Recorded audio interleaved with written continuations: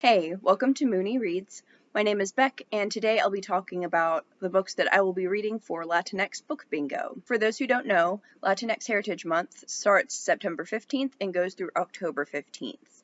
So a number of lovely people are putting together Latinx Book Bingo. If you watched my September TBR, you'll know that I'm also participating in the Latinxathon, which runs from the 15th of September to the 24th of September. So some of the books that I'll be talking about overlap with that. But I do have a number of books outside of that as well. So I'll start by talking about the fiction, and then I'll get into the nonfiction. First, I have The Grief Keeper by Alexandra Viasante. This is going to be a reread for me. I read it last year and really enjoyed it. This is the story of Marisol, who comes to the United States with her sister, but in order to stay in the United States, Marisol has to be a part of this medical trial that involves her taking on someone else's trauma.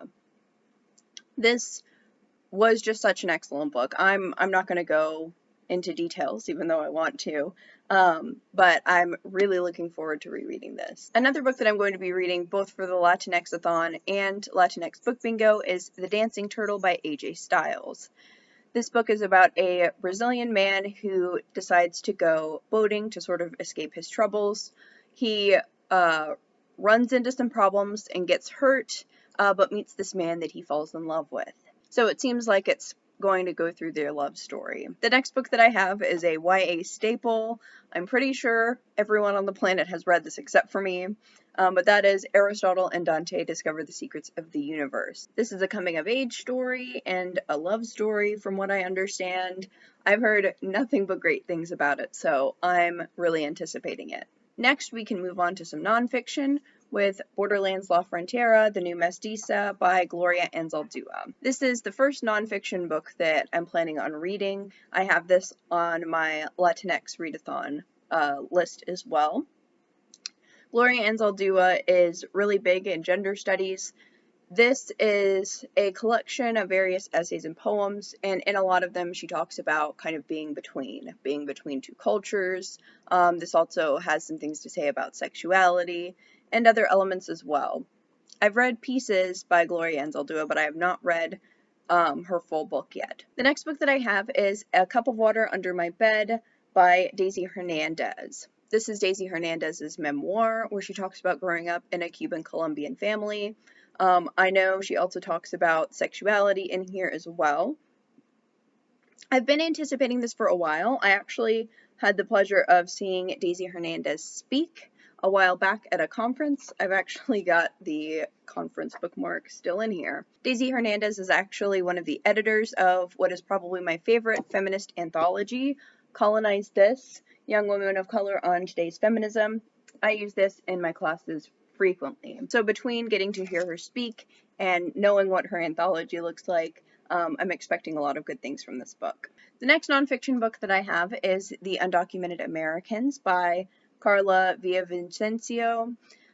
This focuses kind of on the author's story, but she also incorporates other people's stories as well, from my understanding. While I haven't heard a lot of people talk about it on BookTube, I have seen a lot of people post about it on Bookstagram.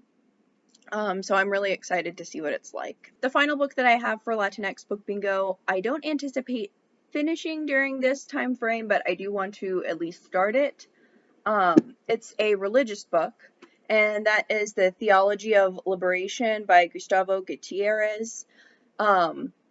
Liberation theology basically combines Christian theology with socioeconomic analysis, and at least from the little bit that I have read, I think that it's kind of focusing more holistically on the idea of liberation, not just through like specific Christian ideas of like salvation through Jesus, but in actually having like economic reparations and stuff like that. This is based off of the experiences of people from Latin America. So I've been really interested in this for a while. From my understanding, this goes along really well with different kinds of Black theology and gay theology. And I've read probably about half of this before, but it's been a few years, so I actually want to read it and finish it I've actually got a number of theology books that I want to read, but I think that this is the first one that I should get to because a lot of them are based off of a number of different things that either have roots in liberation theology or would work well with liberation theology. I've actually got a Goodreads list for the books that I'm anticipating reading that are like this, so if you're interested, you could look at that.